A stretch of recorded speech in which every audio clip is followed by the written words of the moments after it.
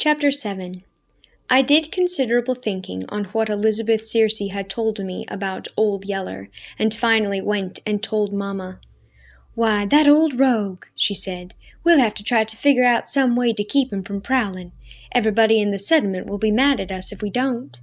"Somebody'll shoot him," I said. "Try tying him," she said. So I tried tying him, but we didn't have any baling wire in those days, and he could chew through anything else before you could turn your back. I tied him with rope, and then with big thick rawhide string that I cut from a cowhide hanging across the top rail of the yard fence. It was the same thing in both cases. By the time we could get off to bed, he'd done chewed them in two and was gone. "Let's try the corn crib," Mamma said on the third night, which was a good idea that might have worked if it hadn't been for little Arliss. I took Old Yeller out and put him in the corn crib, and the second that he heard the door shut on him, he set up a yelling and a howling that brought little Arliss on the run.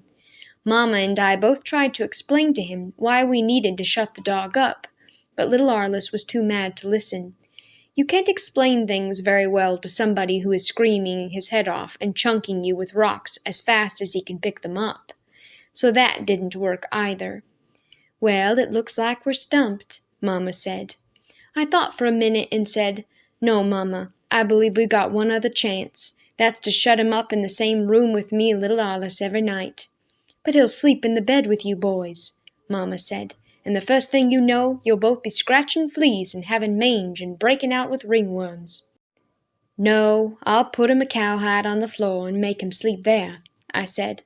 So Mamma agreed, and I spread a cowhide on the floor beside our bed, and we shut Old Yeller in and didn't have a bit more trouble. Of course, Old Yeller didn't sleep on the cowhide, and once a good while later, I did break out with a little ringworm under my left arm, but I rubbed it with turpentine, just like Mamma always did, and it soon went away. And after that, when we fed Old Yeller cornmeal mush or fresh meat, he ate it and did well on it and never one time bothered our chicken nests. About that time, too, the varmints got to pestering us so much that a lot of times Old Yeller and I were kept busy nearly all night long. It was the coons, mainly. The corn was ripening into roasting ears now, and the coons would come at night and strip the shucks back with their little hands and gnaw the milky kernels off the cob. Also, the watermelons were beginning to turn red inside, and the skunks would come and open up little round holes in the rinds and reach in with their forefeet and drag out the juicy insides to eat.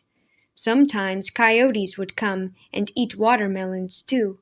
And now and then a deer would jump into the field and eat corn, melons, and peas.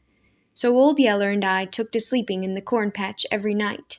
We slept on the cowhide that Yeller never would sleep on at the house. That is, we did when we got to sleep.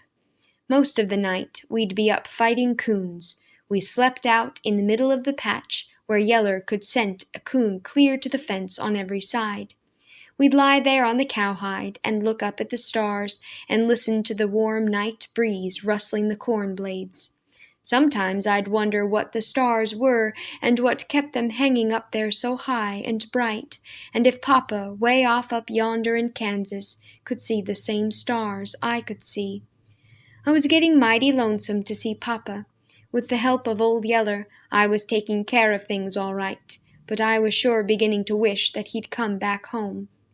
Then I'd think a while about the time when I'd get big enough to go off on a cow drive myself, riding my own horse, and see all the big new country of plains and creeks and rivers and mountains and timber and new towns and Indian camps.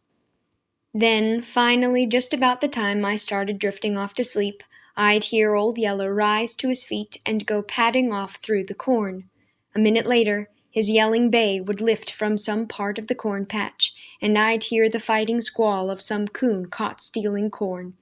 Then I'd jump to my feet and go running through the corn, shouting encouragement to Old Yeller. "Get him, Yeller," I'd holler. "Tear him up." And that's what Old Yeller would be trying to do, but a boar coon isn't an easy thing to tear up. For one thing, he'll fight you from sundown to sunup.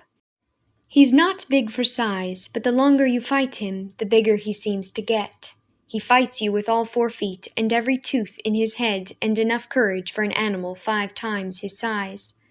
On top of that, he's fighting inside a thick hide that fills a dog's mouth like a wad of loose sacking. The dog has a hard time ever really biting him. He just squirms and twists around inside that hide and won't quit fighting even after the dog's got enough and is ready to throw the fight to him. Plenty of times, Papa and I had seen a boar coon whip Belle, run him off, then turn on us and chase us clear out of a cornfield. It was easy for me to go running through the dark cornfields, yelling for Old Yeller to tear up a thieving coon, but it wasn't easy for Old Yeller to do it. He'd be yelling, and the coon would be squalling, and they'd go wallowing and clawing and threshing through the corn, popping the stalks as they broke them off, making such an uproar in the night that it sounded like murder. But generally, when the fight was all over, the coon went one way and Old Yeller the other, both of them pretty well satisfied to call it quits. We didn't get much sleep of a night while all this was going on, but we had us a good time and saved the corn from the coons.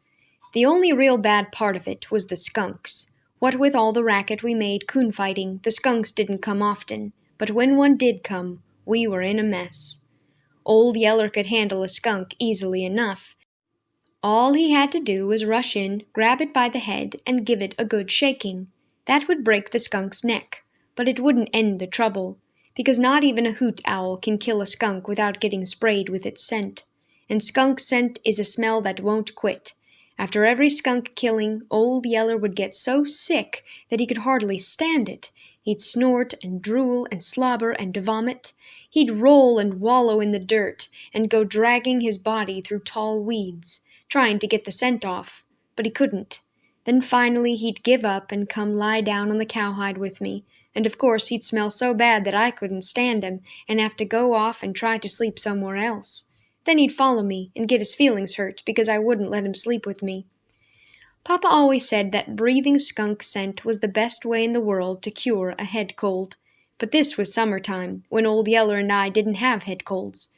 We would just as soon that the skunk stayed out of the watermelons and let us alone. Working there, night after night, guarding our precious bread corn from the varmints, I came to see what I would have been up against if I'd had to do it without the help of Old Yeller. By myself, I'd have been run to death and still probably wouldn't have saved the corn. Also, look at all the fun I would have missed if I'd been alone, and how lonesome I would have been. I had to admit, Papa had been right when he told me how bad I needed a dog. I saw that even more clearly when the spotted heifer had her first calf. Our milk cows were old-time longhorn cattle and didn't give a lot of milk. It was real hard to find one that would give much more than her calf could take.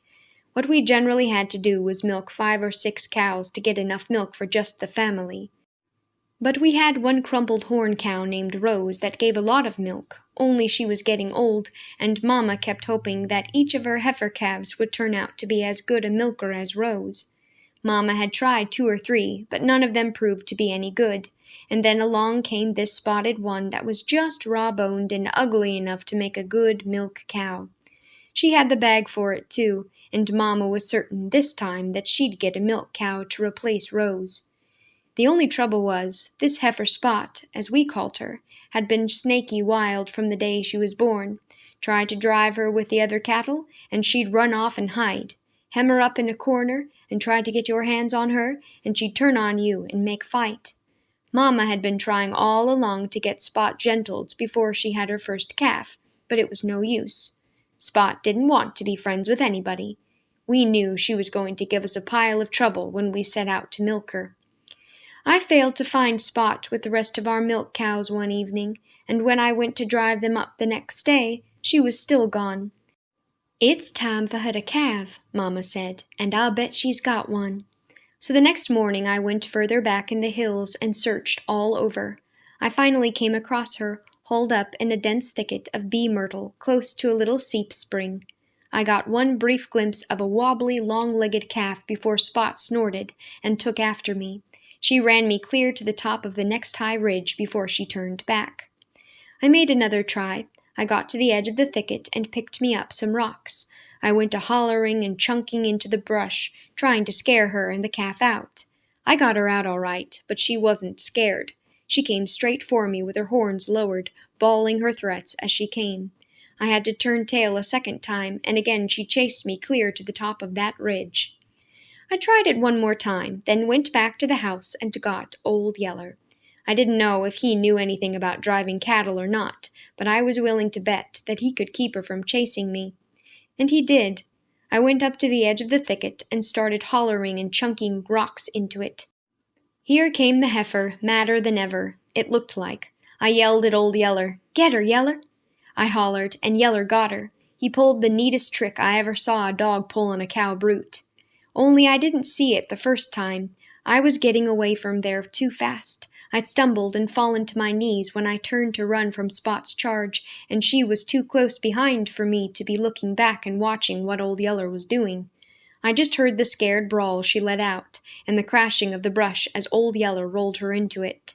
I ran a piece farther, then looked back. The heifer was scrambling to her feet in a cloud of dust, and looking like she didn't know any more about what had happened than I did. Then she caught sight of Old Yeller.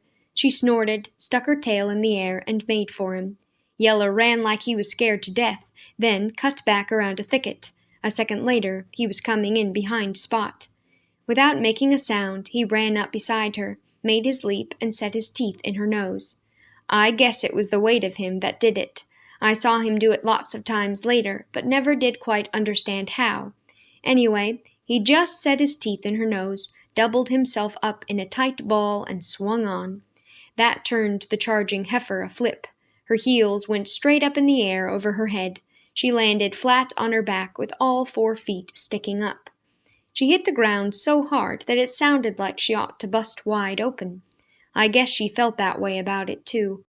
Anyhow, after taking that second fall, she didn't have much fight left in her. She just scrambled to her feet and went trotting back into the thicket, lowing to her calf. I followed her, with Old Yeller beside me, and we drove her out and across the hills to the cow lot. Not one time did she turn on us again. She did try to run off a couple of times, but all I had to do was send Old Yeller in to head her, and the second she caught sight of him, she couldn't turn fast enough to get headed back in the right direction. It was the same when we got her into the cow pen. Her bag was all in a strut with milk that the calf couldn't hold. Mama said we needed to get that milk out. She came with a bucket and took it, knowing I had me a big kicking fight on my hands if I ever hoped to get any milk. The kicking fight started. The first time I touched Spot's bag, she reached out with a flying hind foot, aiming to kick my head off, and coming close to doing it. Then she wheeled on me, and put me on top of the rail fence as quick as a squirrel could have made it. Mama shook her head. "I was hoping she wouldn't be that way," she said. "I always hate to have to tie up a heifer to break her for milking, but I guess there's no other way with this one." I thought of all the trouble it would be, having to tie up that Spot heifer, head and feet, twice a day, every day, for maybe a month or more.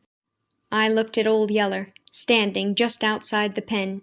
"Yeller," I said, "you come in here." Yeller came bounding through the rails.